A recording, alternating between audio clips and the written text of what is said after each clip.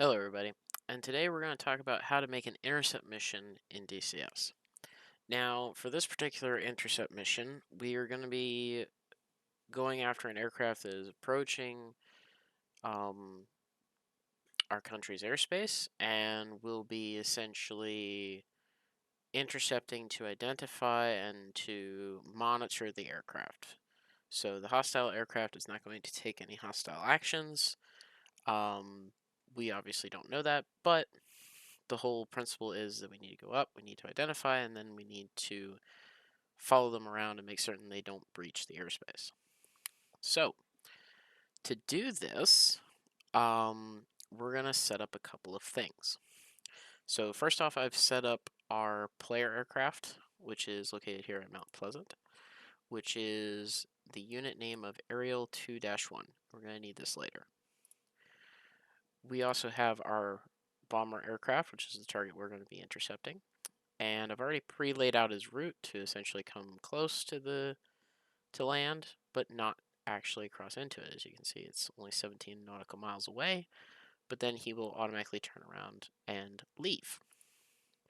This is mostly to keep him from breaching the airspace.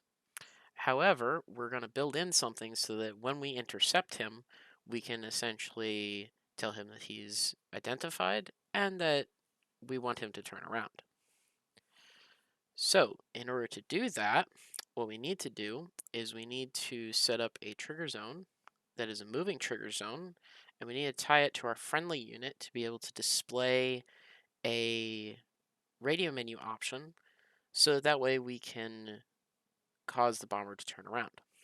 So, with the bomber, we've set up two things. First off, I have set his reaction to threat to no reaction, because if we spike him in order to get a range and closing information, we don't want him to react, and we don't also want the bomber to react when we get in close, because the DCS bombers, when they visually acquire you, will start evading, and we don't want him to really move from his course.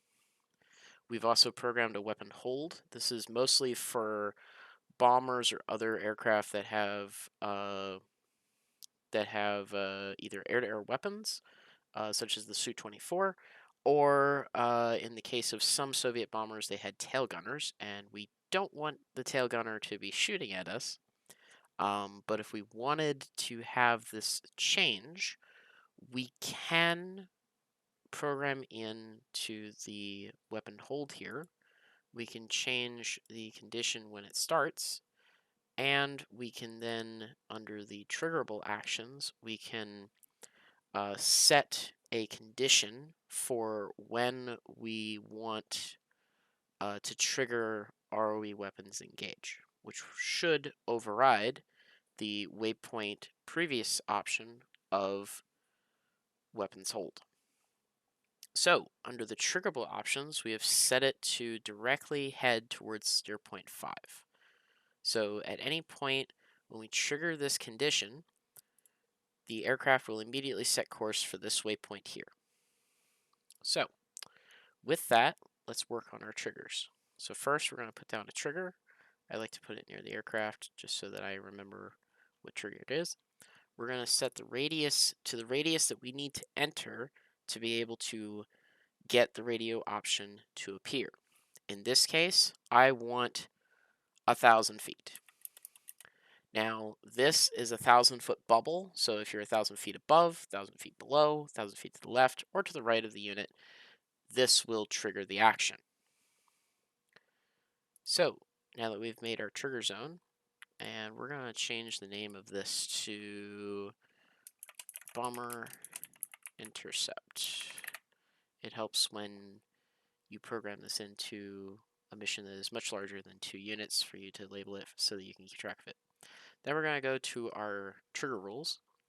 We're then going to make a new action, or sorry, a new trigger. The conditions, we're going to set unit inside moving zone.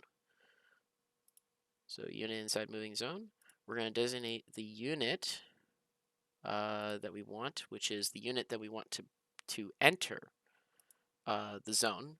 We're going to designate the zone as Bomber Intercept, and then we're going to designate the zone unit as Aerial 1-1.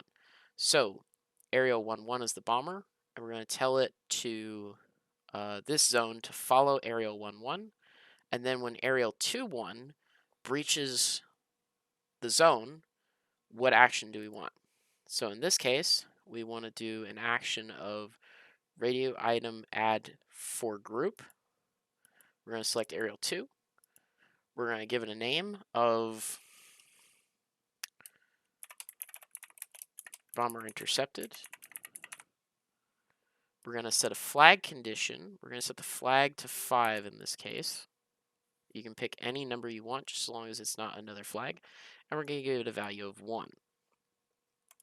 So now, this will add the radio option for when we enter the zone, but what if we get too far away? Well, then I want it to remove the item. So what we're going to do is we're just going to copy the trigger. We're then going to go to the conditions. We're going to set unit outside of moving zone. We're then going to keep the unit bomber intercept and zone unit the same. And then we're going to change radio item add to group to radio item remove for group. And it's best that you use the same one, because otherwise it's in the radio options will not get removed properly. So what we're going to do is we're going to copy the name, because when we go to radio item remove for group, we're going to designate the group, and then we're going to tell it what is the name of the radio trigger that we want removed. So we just copied and pasted in the name that we put in for adding the trigger. So now this will remove it when we get outside of the moving zone. So now that we have that, we now have our conditions for when we enter the zone and when we leave the zone.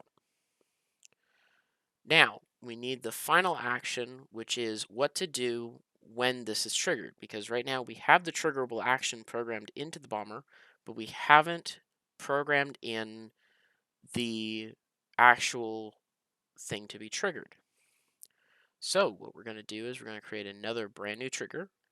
We're going to make another condition, and we're going to set it to when flag 5 equals 1. We can also do this with a flag true.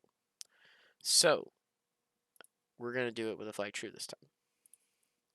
So when flag 5 is true, so when it has any value other than 0, typically 1, we want it to then set an AI task push, and you can see here, this is going to be a list of every unit that has a triggerable condition. In our mission, we only have 1, so it's very easy, but if you have a larger mission, it may have more. So you go to the AI action, you select the action that you want it to do, and in this case, I want it to switch waypoint to waypoint 5. So when we get inside the zone, we'll get the radio option. When we select the radio option, it'll set flag 5 true. Flag 5 will be set to 1, which is true. When that condition is met, the action will then trigger, and the bomber will then divert to waypoint 5 immediately. So let's take a look at this in action. Little edited note. The trigger should be set for switched conditions if you want the trigger to be triggered more than once, essentially act like an on-off switch.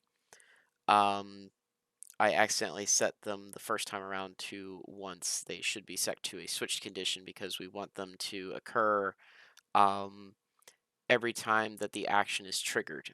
Alright, so right now we're behind the bomber, and as you can see, we don't have an F10 option in the upper right hand corner with the radio menu. So let's get closer to the bomber. We need to get within 1,000 feet.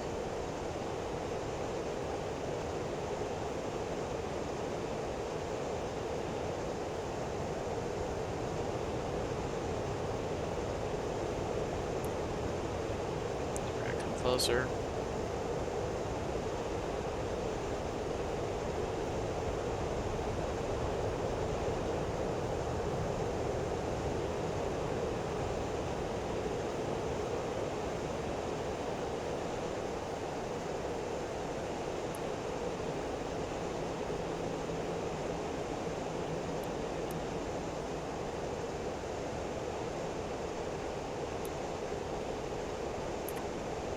Go, we got our F10 option.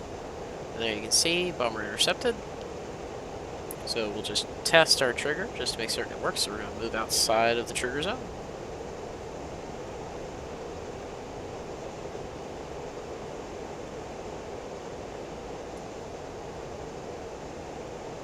And that should be far enough.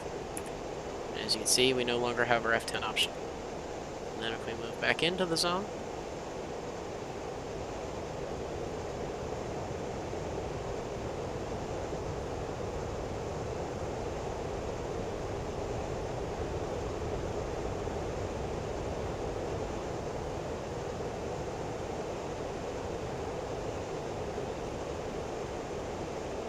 and we're back in.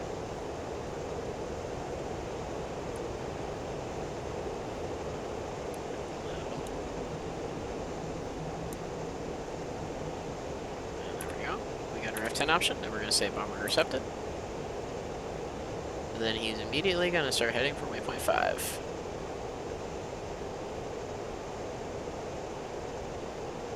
Alright everybody, hope that helps with designing intercept missions, and I will see you in the next video.